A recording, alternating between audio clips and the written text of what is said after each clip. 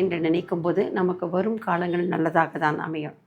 அந்த வகையில் 2025 மேஷராசிக்காரர்களுக்கு எப்படி இருக்குன்றதை தான் பார்க்க போகிறோம். மேஷராசி அன்பர்கள் பெரும்பாலும் கல்வியில் சிறந்தவர்களாக இருப்பாங்க, ஞானம் உடையவர்களாக இருப்பாங்க. ஏதாவது ஒரு வகையில் அவங்க திறமைசாலியாக தான் மேஷராசிக்காரர்கள் இருப்பாங்க. இந்த மேஷராசிக்கு பார்க்கும்போது பார்த்திங்கன்னா, வானமண்டலத்தில் 0லேருந்து 30 பாகை காலச்சக்கரம் சொல்வோம் இல்லையா, அந்த காலச்சக்கரத்தில் முதல் வீடாக இந்த மேஷராசிக்காரர் இருக்கிறாங்க. 0லேருந்து 30 பாகை, அதாவது அஸ்வினி 4 பாதங்கள், பரணி 4 பாதங்கள், கிருத்திகை 1 பாதங்கள், 9 நட்சத்திரம் பாதங்களை கொண்டவர்களாக இருப்பார்கள். இந்த நட்சத்திரங்கள் இணைவு ஆடு மாதிரி தோற்றத்தை இருப்பதன் காரணமாக மேஷராசி என்ற ஒரு அமைப்பை அவங்க முன்னோர்கள் எடுத்துக்காட்டியுள்ளார்கள். இந்த மேஷராசிக்குரிய அதிபதி என்று பார்த்தோம் அப்படின்னு சொன்னால் செவ்வாய். மேஷத்துக்கும் விருச்சிகத்துக்கும் செவ்வாய் தான் அதிபதியாக சொல்லப்படுகின்றார்கள். இந்த மேஷராசிக்காரர்களுடைய கல் என்று சொன்னால் பவழத்தை சொல்வாங்க. சிவப்பு நிறம். இந்த ராசி நெருப்பு ராசி என்று சொல்வார்கள். சரராசி என்று சொல்லப்படுகின்றது. இந்த மேஷராசிக்குரிய சுவை என்று பார்த்தா துவர்ப்பு. இவர்களுக்குரிய பறவை என்று சொன்னால் அன்னம். இவர்களுக்குரிய அந்த மரம் என்று சொன்னால் கருங்காலி. இவர்களுக்குரிய உலோகம் என்று சொன்னால் தாமரம், செம்பு என்று சொல்கின்றார்கள். இந்த மேஷராசியினுடைய ஒரு சிறப்பு என்னென்னா, இந்த ராசி அதிபதி 1.5 மாதத்துக்கு ஒரு தடவை ஒவ்வொரு ராசிக்கும் பெயர்ந்து கொண்டே வருவார். இப்போ சனீஸ்வர பகவானா 2.5 வருஷத்துக்கு ஒரு தடவை தான்.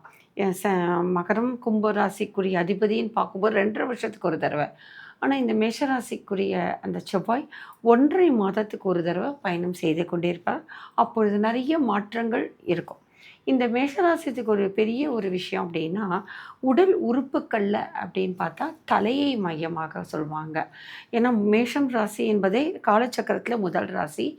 உடலுடைய பாகத்தில் தலை, மூளையை குறிப்பதாக சொல்லுவாங்க. பெரும்பாலும் மேஷராசிக்காரர்கள் சைனஸ் ப்ராப்ளம், சில்னஸ் அஃபெக்ட் ஆகுது, இந்த மாதிரி விஷயங்கள் அவங்களுக்கு அடிக்கடி இதுவாக இருக்கும். அது மட்டும் இல்லை, ஏதாவது ஒரு விஷயத்தை அவங்க நினைப்பில் இருந்து கொண்டே இருக்கும், எதையாவது திங்க் பண்ணிகிட்டே இருப்பாங்க.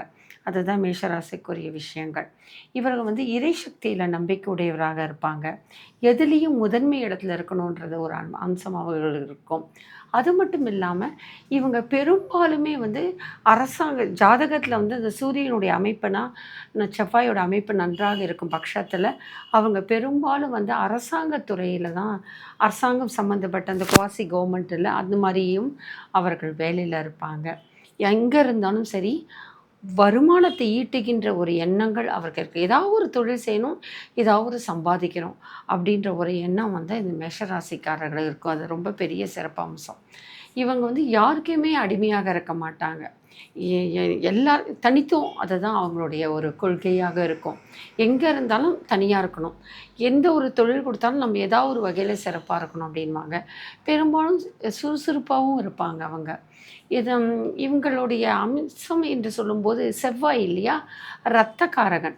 அதனால் இரத்தக்காரகன்றதுனால அவங்களுடைய எண்ண ஓட்டங்கள் இருக்கும். அதனால் கொஞ்சம் முன்கோபம் உடையவர்களாக கூட அவர்கள் இருப்பாங்க. கொஞ்சம் பொறுமையை சில நேரத்தில் அவங்க இழந்து விடுவாங்க. அதுதான் அவங்க ரொம்ப ஜாகிரதையாக இருக்கணும்.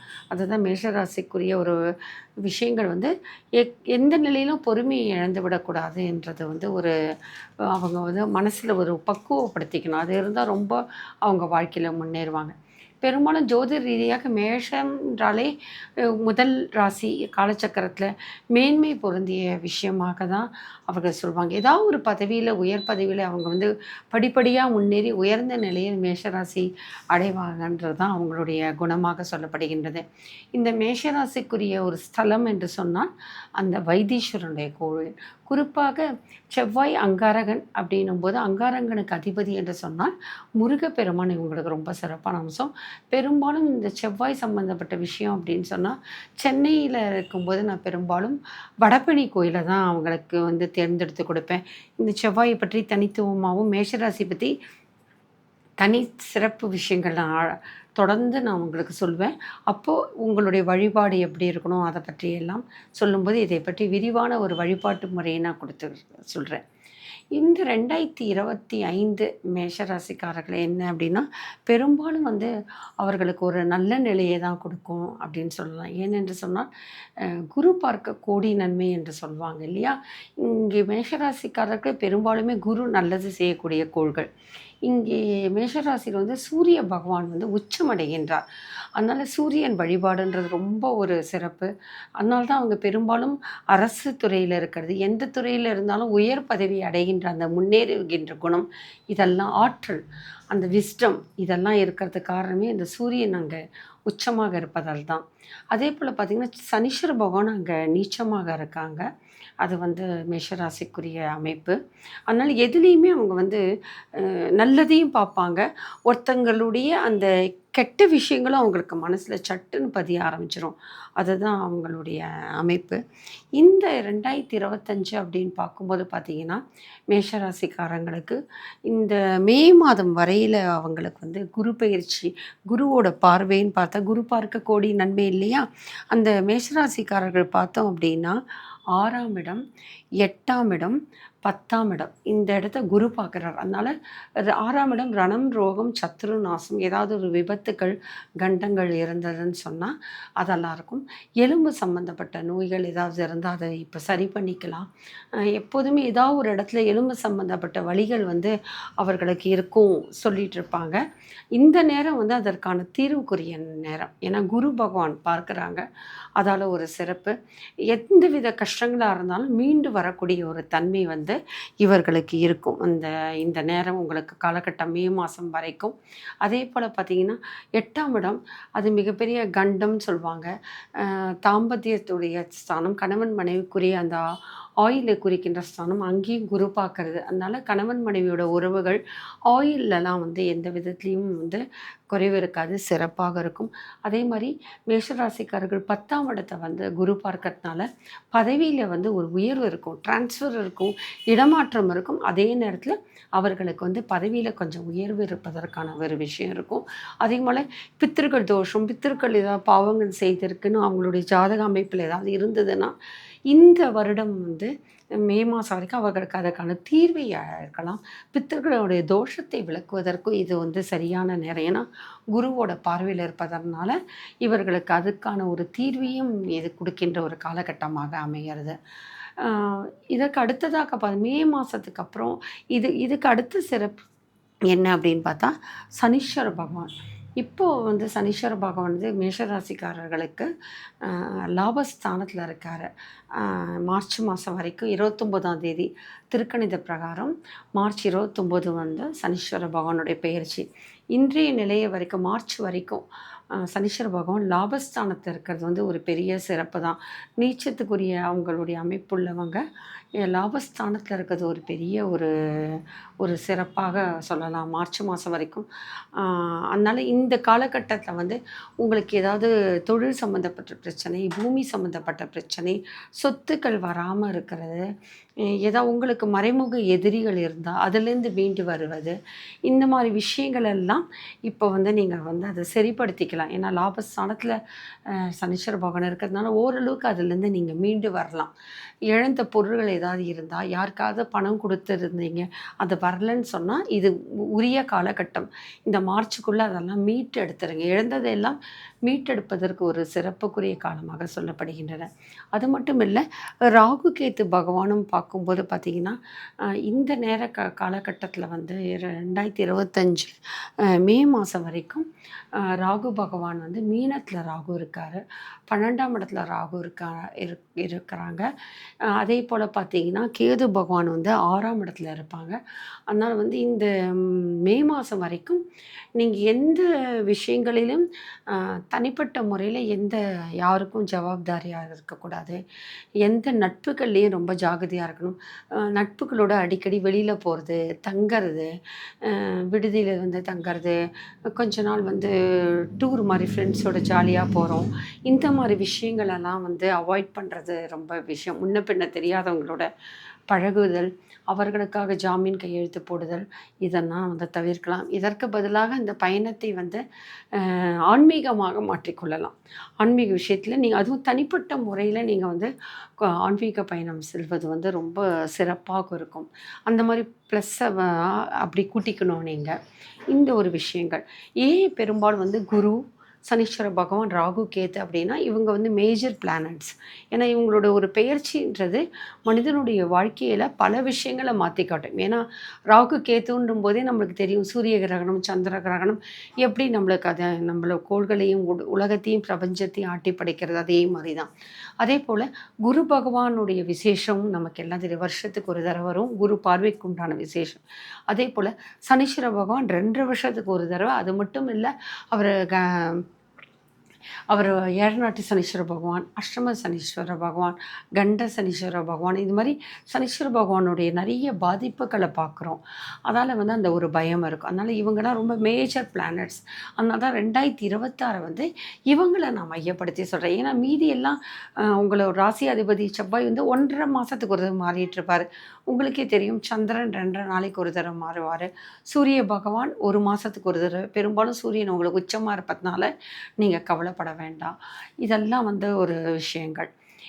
அதே மாதிரி பார்த்தீங்கன்னா, இந்த 2025ல் எந்த ஒரு நல்ல முடிவு எடுப்பதாக இருந்தாலும் சரி, நீங்கள் எடுத்துருங்க.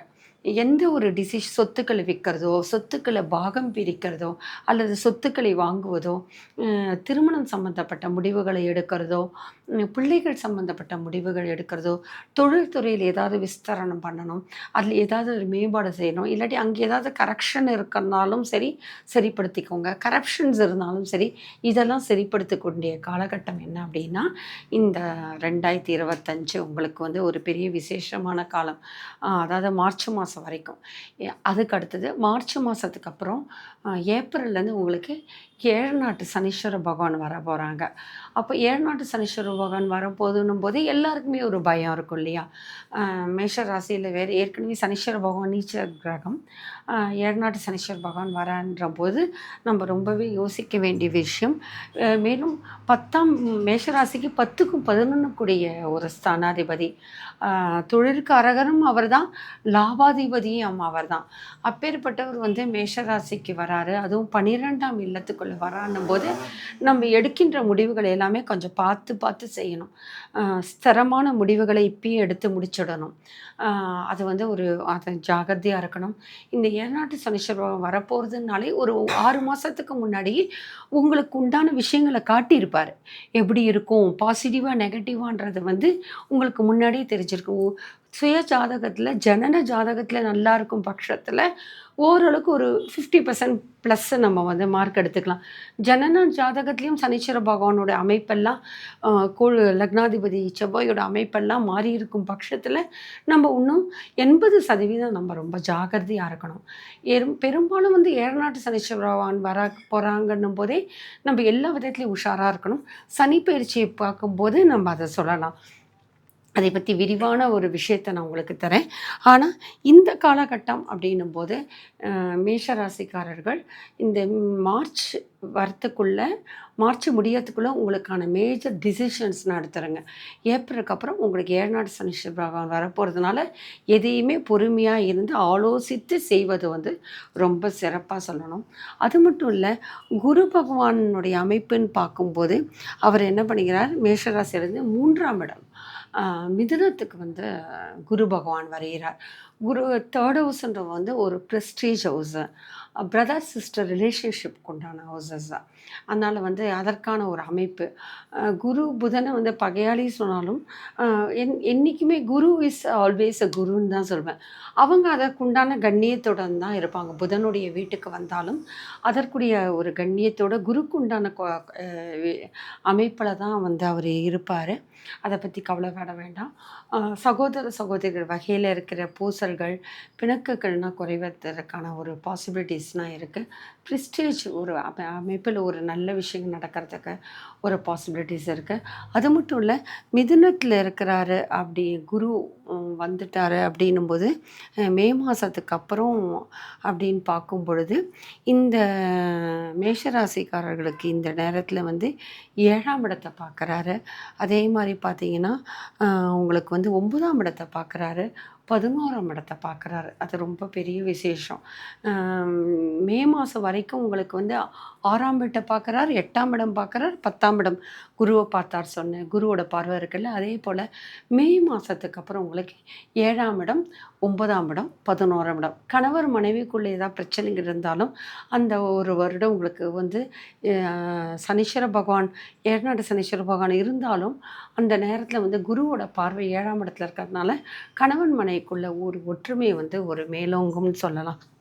அதே போல் பாக்கியஸ்தானத்தில் இந்த ஒரு வருடம் வந்து குரு பார்க்குறாரு. அதனால் உங்களுக்கு வந்து நல்ல விஷயங்கள் உங்களுக்கு நடக்கிறதுக்கும் இந்த 2025 நிறைய பாசிபிலிட்டிஸ் இருக்கா. தெய்வீக சம்பந்தப்பட்ட பயணங்கள், தெய்வீக சம்பந்தப்பட்ட விஷயங்கள், மடத்துடன் சம்பந்தப்பட்டது, அறநிலைத்துறையுடன் சம்பந்தப்பட்ட விஷயங்கள், உங்கள் பக்கத்தில் அருகில் உள்ள மடங்கள், குரு ஸ்தலங்கள், அவர்கள் கோயில்கள் சம்பந்தப்பட்ட நிர்வாகம், அறநிலைத்து சம்பந்தப்பட்ட பணிகள், தெய்வீக பணிகள் கூடிய அந்த தர்ம காரியங்கள், இதெல்லாம் செய்வதற்கான ஒரு அமைப்பு இருக்குது. அது ஒரு புண்ணியம் தானே. 7ஆம் சனீஸ்வரன் வந்திருக்கிற காலகட்டத்தில் இது மாதிரி தர்ம காரியங்கள், தெய்வீக சிந்தனையுடைய விஷயங்கள் செய்யும்போது அந்த 7ஆம் சனீஸ்வரனுடைய சில எதிர்மறை தாக்குதல் வந்து குறையும். அது மட்டும் இல்லை, இந்த நேரத்தில் ஒரு பெரிய விசேஷம் அப்படின்னா அப்போ லாபஸ்தானத்தை வந்து இந்த குரு பகவான் பார்க்கறது, அதுவும் ஒரு பெரிய சிறப்பு. அதனால் 7ஆம் சனீஸ்வர பகவான் வந்தாலும் இந்த ஒரு வருடம் இருக்குல்ல 2025 மிதுனத்தில் குரு இருக்க வரைக்கும் ஒரு லாபஸ்தானத்தை குரு பார்க்கறதுனால உங்களுக்கு எல்லா விஷயத்துலையும் வந்து ஒரு பாசிட்டிவ் கிடைக்கும். நேர்மறையான ஒரு விஷயங்கள் உங்களுக்கு கிடைக்கிறதுக்கான பாசிபிலிட்டி இருக்குது. மூத்த சகோதர சகோதரிகளுடைய ஒரு தொடர்பு ஒரு விஷயங்கள் இருக்கும். தொழிலையும் ஒரு இட்ட வேலைக்கு ஒரு நல்ல லாபமும் கிடைப்பதற்கான ஒரு விஷயமும் இந்த மேஷராசிக்கார விஷயங்கள் இருக்கா.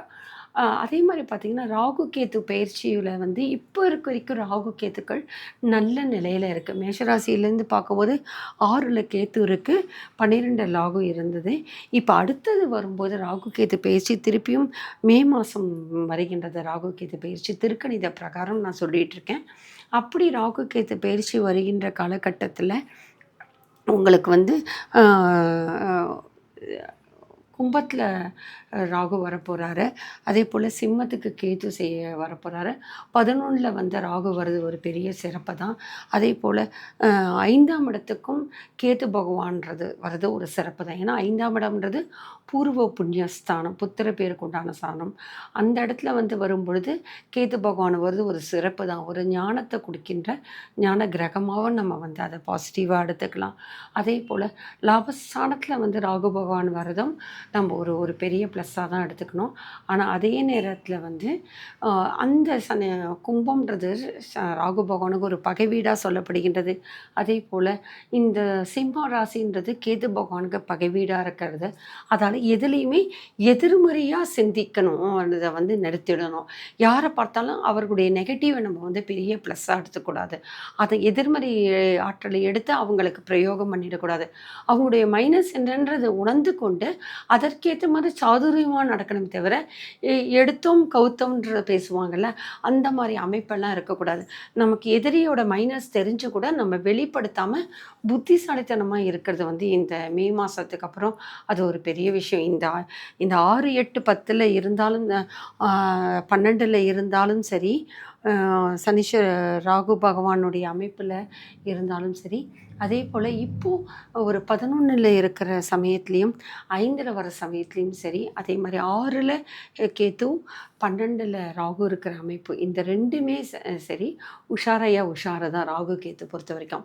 அப்போ எதில் உஷாராக இருக்கணும் அப்படின்னா எண்ணங்களில் உஷாராக இருக்கணும், எதிர்மறையான சிந்தனைகளை விடணும், எதிர்மறையான நட்புகளில் உஷாராக இருக்கணும். அதே போல் எதிராளியிடம் ஆப்போனன்ட் பர்சன் யாராக இருந்தாலும் சரி, அது அவர்கள் நல்லவர்களாக இருந்தாலும் கெட்டவராக இருந்தாலும் நண்பர்கள் இருந்தாலும் விரோதிகளாக இருந்தாலும் தாய் தகப்பனாக இருந்தாலும் உறவுகளாக இருந்தாலும் சரி, எதிர் ல இருக்கவங்களோட பேசும்போது நம்மளுடைய சிந்தனைகள் எதிர்மறையாக விட்டுவிட்டு நேர்மறை ஆற்றலோடு பேசணும். ரொம்ப சாதுரியமாக இருக்கணும். இந்த விஷயத்த நீங்கள் வந்து கண்டிப்பாக இந்த ராகு கேத்து பயிற்சியில் வந்து நீங்கள் கடைபிடிச்சு ஆகணும். ஏன்னா மேஷராசிக்கே எப்போதுமே ஒரு முன்கோபம் வந்துரும்னு சொல்வேன் இல்லையா? சட்டுன்னு மனசில் இருக்கிறத வெளிப்படுத்திடுவாங்க. அது உண்மையாக இருந்தால் கூட எதிரில் இருக்கவங்க அதை ஏற்றுக்கொள்ள மாட்டாங்க. ஏன்னா மேஷராசிக்கு இந்த பிளட்டில் அந்த ரத்தம் சூடேறுது அப்படின்வாங்கல்ல, கோவம் வருது பத்தியா அப்படின்னு திட்டும்போது சொல்லுவாங்க. அதனால் என்ன செய்யணும் அப்படின்னா, மேஷராசிக்காரங்க சட்டுன்னு உள்ளதை உள்ளபடியே சொல்லுகின்ற குணம் அவங்களுக்கு இருக்கும். அது வந்து எதிரிகளை உருவாக்கி கொடுத்துரும்னு சொல்லுவாங்க. அதனால் இந்த காலகட்டம் இருக்குல்ல, ஏன்னா 7 நாட்டு சனீஸ்வர பகவான் வர போகிறாரு, ராகு கேத்து வேறு பயிற்சி வந்துட்டுருக்கு. அதால் நம்ம வந்து 2025 எல்லாருமே ரொம்ப சாதுரியமாக இருக்கணும். பெரும்பாலுமே மேஷராசிக்காரர்கள் கொஞ்சம் சாதுரியமானவர்கள் தான். ஆனால் வார்த்தைகளில் சாதுரியம் இருக்காது. சட்டுன்னு வெளிப்படுத்திட்டு ஏமாந்துருவாங்க. அதனால் ரொம்ப ஜாக்கிரதையாக இருக்கணும். வார்த்தைகள்லேயும் செயல்களிலையும் வந்து ரொம்ப ஜாக்கிரதையாக இருக்கணும். ஆனால் குரு பார்வை ரொம்ப விசேஷமாக இருக்கிறதுனால நீங்கள் பயப்பட வேண்டாம். இந்த 2025 வந்து உங்களுக்கு குரு பார்வை வந்து உங்களை பல விஷயங்களை உங்களை மீட்டெடுக்கும். பல நல்ல விஷயங்களை உங்களுக்கு கற்றுக் கொடுக்கும். பல உங்களுக்கே நிறைய விஷயங்களில் வந்து புத்தி தெளிவு இருக்கும். சனீஸ்வர பகவான் பயிற்சியை பொறுத்த வரைக்கும் நம்ம நல்லது செய்கிறவங்களுக்கு நல்லது தான் செய்வார்.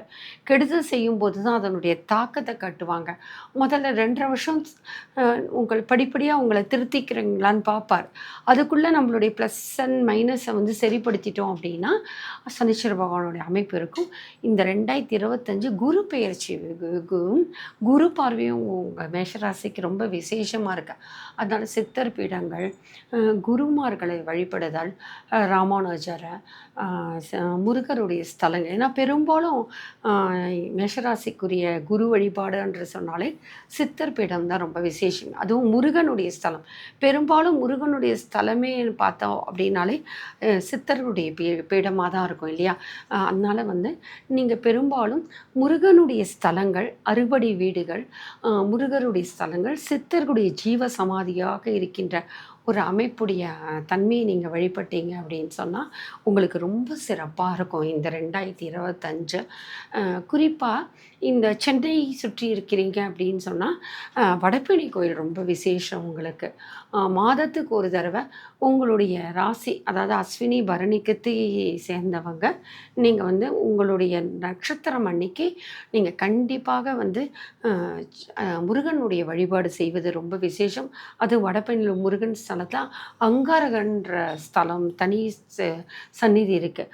அதற்குரிய வழிபாடு செய்தனாலும் நீங்கள் எந்த எல்லையில் இருந்தாலும் சரி, அந்த மாதத்திற்கு ஒரு முறை அங்கார பகவானுக்கு நீங்கள் வந்து அர்ச்சனை பண்ணணும். சிகப்பு பூக்கள், சிகப்பு ரோஜாக்கள், சிகப்பு அரளி, இந்த மாதிரி பூக்களை கொடுத்து நீங்கள் வந்து செவ்வாய் பகவானுக்கு வந்து அர்ச்சனை பண்ணுறது ரொம்ப விசேஷம். சிகப்பு வஸ்திரங்கள் வாங்கி கொடுத்து அங்காரக பகவானுக்கு அர்ச்சனை பண்ணணும். அது மட்டும் இல்லை, மாதத்துக்கு ஒரு தடவை செய்வது மட்டும் அல்லாமல் அங்கார பகவானுக்கு அர்ச்சனை செய்துவிட்டு அதே நேரத்தில் நீங்கள் முருகனுக்கும் அந்த மாதத்துக்கு ஒரு முறை உங்கள் நட்சத்திரம் வரும் பொழுது நீங்கள் முருகபிரானுக்கும் அர்ச்சனை செய்தல் வந்து ரொம்ப சிறப்பு. பலவிதமான எதிர்மறையான விஷயங்கள் எல்லாம் குறையப்பட ஆரம்பிக்கும். ஜோதிடம் என்பதை ஒரு வழிகாட்டி தான். உங்களுக்கு கோள்கள் மாறும்போது இந்தந்த பயிற்சியில் கோள்களுடைய அந்த தாக்குதல்களால், அந்த ரேசஸால், கதிர்வீச்சால் உங்களுடைய எண்ணங்களும் செயலும் மாறுபடுகின்ற நேரத்தில் இந்த வழிபாடு ஆனது நேர்மறையான ஒரு எண்ணத்தை கொடுக்கும். அப்போ வந்து plus into plus minus into plus வந்து என்ன ஆகும் அப்படின்றத நம்ம யோசிக்கணும். நம்ம எவ்வளோக்கு எவ்வளோ தெய்வ வழிபாடு நடத்துகிறோமோ அவ்வளோக்கு அவ்வளோ அந்த கோள்கள்லேருந்து வருகின்ற அந்த தாக்கங்கள் ரேசஸ் வந்து பாசிட்டிவாக இருக்கும். நம் உடலில் வந்து எண்ணங்கள் மாறுபட்டு இருக்கும்போது அந்த கோள்கள்லேருந்து வர ரேசஸ் நமக்கு மைனஸாக மாறிடும். அதனால் எதற்காக கோள்கள் வழிகாட்டி ஜோதிடம் வழிகாட்டி என்ன, நம்மளுடைய உயர்வு என்ன, நமக்கு தாழ்வு என்ன, எப்போது உயர்வு வரும், எப்பொழுது தாழ்வு வரும், எப்பொழுது குணங்களில் மாற்றம் வரும், உயர்ந்த எண்ணங்கள் வரும், தாழ்ந்த எண்ணங்கள் வரும். இதை ஜோதிடத்தின் மூலம் உணர்ந்து கொண்டு அதை நம்மை திருத்தி கொண்டு அதற்குரிய வழிபாட்டை கொடுத்து அந்த ரேசஸ் குரு பார்வைன்ற எதற்கு சொல்கிறோம், அந்த ரேசஸ் படும் பொழுது எதிர்மறையான ஒரு தாக்கங்கள் நமக்கு இருக்காது. இப்போ பெற்றவங்க ஆசீர்வாதம் பண்ணும்போது அந்த ஆசீர்வாதங்கள் நம்மளை காப்பாற்றும். பெரியோர்கள் ஆசீர்வாதம் காக்கும்போது மழை போல் வருது பனி போல் நீங்கிடும் அப்படின்வாங்க. சின்ன காலில் பட்டு அப்படி தெரிச்சிடும்.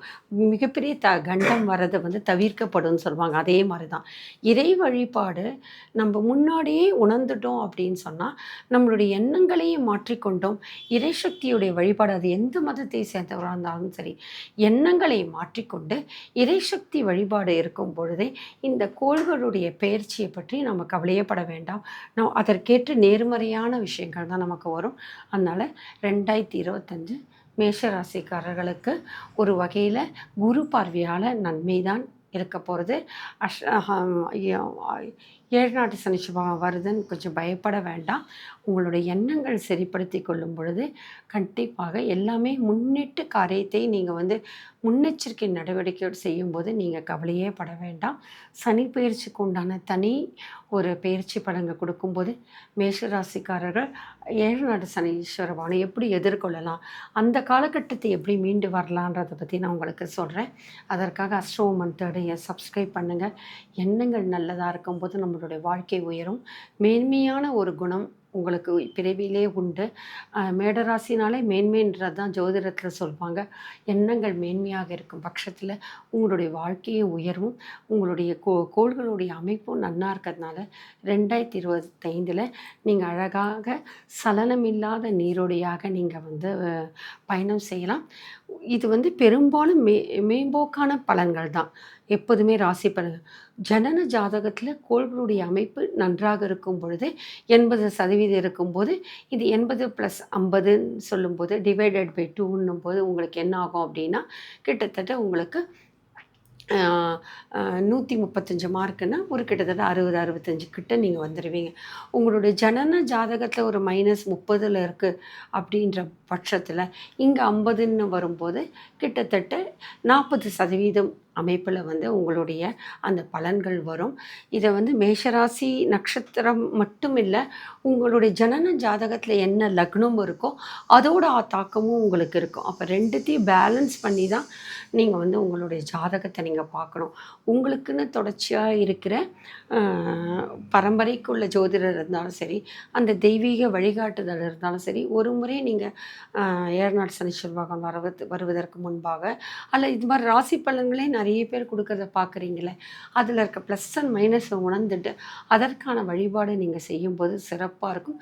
குறிப்பாக செவ்வாய்க்கிழமை நீங்கள் முருகனுடைய வழிபாடு செய்யுங்க. அருகோணமிட்டு முருகனை நெய்விளக்கேற்றி வழிபாடு செய்ய சொல்லுங்கள். உங்களால் முடியலன்னா வீட்டில் இருக்கின்ற இல்லத்தரசிகள் மனைவிகளை உங்களுக்காக வழிபாடு செய்ய சொல்லுங்கள். அதே போல் ராகு காலத்தில் துர்க்கை அம்மனுடைய வழிபாடு ரொம்ப சிறப்பான விஷயமாக இருக்கும் இந்த வருடம். அதுக்கு அடுத்தது முக்கியமாக லக்ஷ்மி நரசிம்மரோட வழிபாடு உங்களுக்கு ஒரு நிறைய விஷயங்களை ஒரு நன்மையை கொடுக்கும். அது ஏன்னா லக்ஷ்மி நரசிம்மரும் நாகத்தோடு தான் இருப்பார். இந்த ராகு கேத்துக்களால் வருகின்ற ஒரு சில விஷயங்களும் அதில் நல்ல விதமாக மாறுபட்டு நல்ல விஷயமாக நடக்கும். அதனால் தொடர்ச்சியாக முருகனுடைய வழிபாடு, லக்ஷ்மி நரசிம்மருடைய வழிபாடு செய்வது ரொம்ப விசேஷம். துர்க்கை வழிபாடு, இது மூன்றுமே மேஷராசிகருக்கு உண்டான வழிபாடு சொல்லலாம். வைத்தீஸ்வரன் கோயில் செல்லலாம். அடுத்ததாக எங்கெல்லாம் முருகனுடைய சன்னிதானம் இருக்கோ அங்கே மாதம் ஒரு முறை ஒவ்வொரு முருகன் ஸ்தலத்துக்கு சென்று கூட நீங்கள் அர்ச்சனை செய்து வரலாம். உங்களுக்கு என்றைக்குமே ஒரு மேன்மை உடையது. பாடுபட்டு உழைத்து முன்னுக்கு வருகிறீர்கள், அந்த உழைப்புக்கேற்ற ஊதியம் உங்களுக்கு கண்டிப்பாக கிடைக்கும். அந்த உயர்வான எண்ணங்கள் உங்களுடைய வாழ்க்கையை உயர்த்தும் என்ற நம்பிக்கையுடன் முருகனுடைய அருளால், லக்ஷ்மி நரசிம்மனுடைய திருவருளால் இந்த 2025 வருடம் உங்களுக்கு மேன்மைக்குரிய வருடமாக பயணிப்பதற்கும் நீங்கள் மீண்டு வருவதற்கும் ஒரு நல்ல சாதகமான அமைப்பை பெறுவதற்கும் என்னுடைய மனமார்ந்த பிரார்த்தனைகள். அஸ்ட்ரோ மெத்தடில் மீண்டும் இணைவோம், சந்திப்போம்.